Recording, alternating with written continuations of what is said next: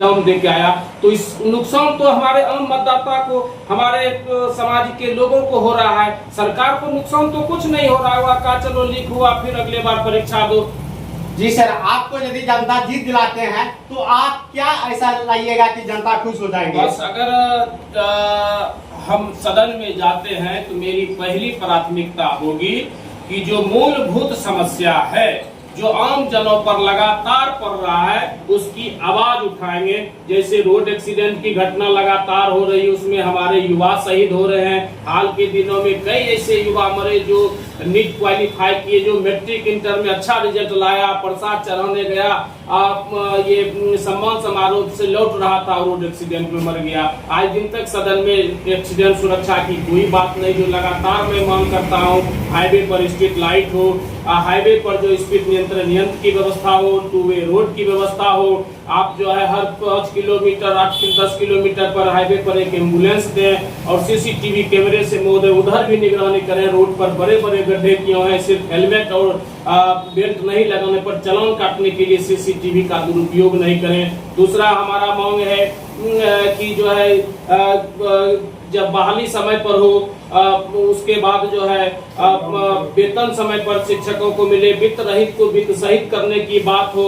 वकालत खाना की स्थिति जर्जर है, वकालत पक्के वकालत खाना की व्यवस्था सुदृढ़ हो। आंगनबाड़ी सेविका, सहायिका, जीविका दीदी, आशा करता, जितने स्कीम वर्कर हैं, उसको जो है वेतनमान लागू किया जाए। चूंकि आप उसके साथ शोषण कर रहे हैं महोदय, 5,000, 8,000, 4,000 में खटवा रहे हैं। मैं माननीय विधायक सांसद महोदय से पूछना चाहता हूँ, सर आपके यहाँ जो एक पीए है, आपके यहाँ जो एक गाड़ी साफ करने वाला है, उसका वेतन 15 से 20,000 है। फिर यह जो हमारा समाज का हमारी माँ बहने, उनका भाई भतीजा खट रहा है, उसको 10,000 पर करके यह जो है द्वैत नीति क्यों अपना रहे हैं? या क्यों प्रजातंत्र को आप जो है राजतंत्र में बदल रहे हैं कि मैं ही सब हूँ?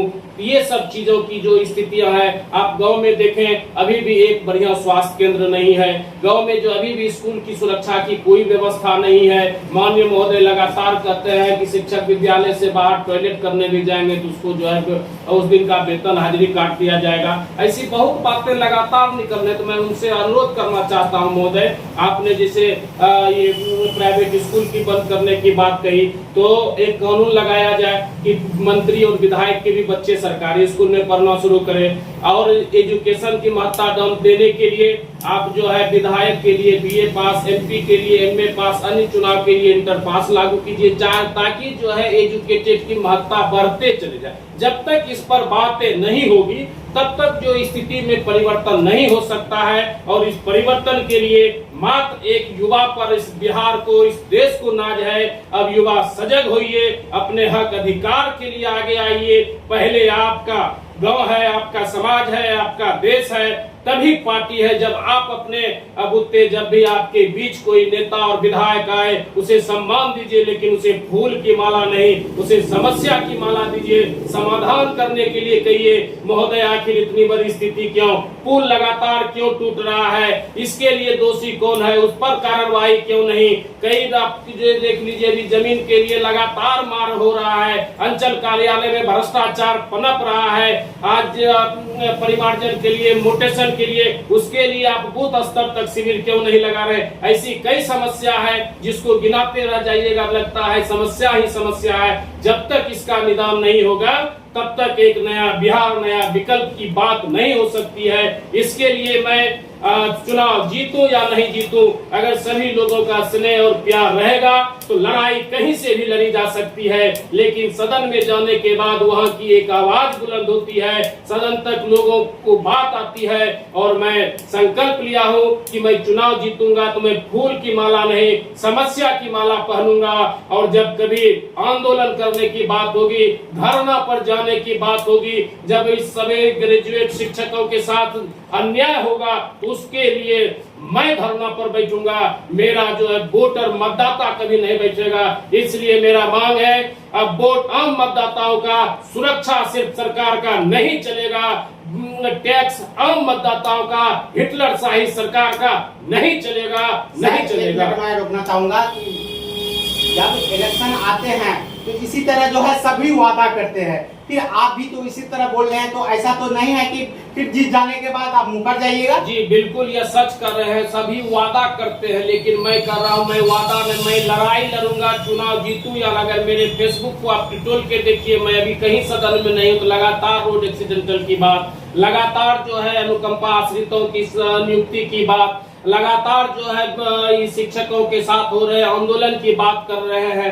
अगर उस तरह से मैं करूंगा तो फिर पंचवर्षीय चुनाव आएगा महोदय, फिर आपके बीच हम आएंगे, तो मुझे आगे से नहीं पीछे से मुझे बस कीजिए, ताकि कोसी जोन का सभी जो है स्टूडेंट हो या दो शिक्षक हो, सभी जो है मतदाता हो, सब आपको देख रहे हैं, तो उन लोग को आप मेरे चैनल के माध्यम से क्या संदेश देना चाहेंगे? उन लोगों को मैं प्रणाम करते हुए, इनकलाब जिंदाबाद करते हुए आपसे आग्रह करेंगे, हमारे भाई वोट एक दिन है, फिर वोट खत्म हो जाना है, लेकिन हमारा आपको जो है इस बिहार में, इस कोसी के क्षेत्र में रहकर नई अंगराई लेना है। इसलिए आपसे आग्रह है, आइए परिवर्तन की ओर आइए, युवाओं के हाथ को मजबूत कीजिए, अपने भाई के हाथ को मजबूत कीजिए, ताकि आपकी मैं आवाज बन सकूं और आपके साथ कदम से कदम मिलाकर इस कोसी क्षेत्र का विकास कर बिहार की ऊंचाई पर ला सकूं। इसके लिए आपका सहयोग अपेक्षित है और आपसे आग्रह करना चाहेंगे महोदय, आप पढ़े लिखे मतदाता हैं, अब डिब्बा पैकेट और गाड़ी पर बिकने का समय खत्म हो चुका है। जो लगातार विधान पार्षद रहे हैं, अब हिसाब लेने का समय है। और मैं सभी विधान पार्षद, विधायक और सांसद महोदय से कहना चाहता हूं, आपके कार्यकाल में जितना आर्थिक सहयोग आया, आपने वह क्या विकास किया, उसे सार्वजनिक किया जाए, ताकि आम जनता भी देख सके। और मैं घोषणा करता हूं, अगर मैं सदन में आऊंगा और मैं अगर जीत जाऊंगा, अगर जो भी हमें फंड मिलेगा उसको मैं हर साल सार्वजनिक करके दिखाऊंगा कि यह फंड यहाँ इस रूप में खर्च हुआ। यह सभी लोगों का अधिकार है, बिहार के हर मतदाता को अपने विधायक, सांसद, विधान परिषद से हिसाब लेने का, सिर्फ वोट देने का नहीं। इसीलिए जागिए, अंगराई लीजिए और इस लड़ाई में एक कदम अपने भाई के साथ दीजिए। अभी हमारे साथ भी यहाँ के जो है ग्रामीण भी है, इनसे जानेंगे कि आखिर जो है ये एनके यादव जो आज 2 टर्म से जीते आए हैं, तो आखिर जो है वो जो है क्या क्या विकास किया है क्षेत्र में, जो है कभी घूमे हैं या नहीं घूमे हैं? क्या नाम है सर आपका? मेरा नाम अरुण चौधरी है।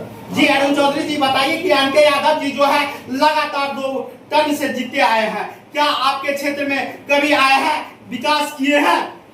आज तक उसका चेहरा नहीं देखा है आदमी, चिंता नहीं है कोई उसको। और विकास का तो बात छोड़िए, कभी 5 साल में क्षेत्र में घूमने तक के लिए नहीं आया, उठने तक के लिए नहीं आया, तो भाई क्या समस्या है? नहीं है, जीत के गए हैं तो कभी दोबारा घूम कर नहीं आए। जी सर, आपको एक मिनट रोकना चाहूंगा सर। आप बताइए कि 2 टर्म से आप लोग मत देते आए हैं, फिर यह मत देने का जो है कारण क्या है? अब आप बोल रहे हैं कि हम लोग जो है अभी तक दर्शन नहीं किया है, फिर दर्शन नहीं किया है तो मत दिए क्यों? हम लोग पार्टी विशेष के नाम पर वोट दिए कि भाई हम लोग का सहयोग करेंगे, हम लोग के क्षेत्र में काम करेंगे, लेकिन उससे कोई उम्मीद नहीं है, कोई काम नहीं किया आज तक। हम लोग परिवर्तन चाहते हैं कि परिवर्तन हो, ऐसा व्यक्ति आवे जो समाज के लिए कुछ करे। तो समाज के लिए, क्योंकि यहाँ पे जो है 8-10 जो है उम्मीदवार खड़े हैं, तो आप समाज के लिए जो है किसको चुन रहे हैं, किसको आगे ला रहे हैं? हम लोग उसमें से जो अच्छा व्यक्ति है, जो कर्मठ है, जो समाज के लिए कुछ करे, उसको चुनना है। उसमें से एक हमारे जो डॉक्टर संदीप बाबू जो है, वो देख रहे हैं कि ये कर्मठ लोग हैं, इसको अगली बार हम लोग चुनने का काम करें। आप लोग को विश्वास है संदीप पोदार पे? एकदम विश्वास है। ऐसा आदमी समाज में आएगा तो जरूर परिवर्तन होगा, समस्या का समाधान होगा। कहाँ गए हैं आपका?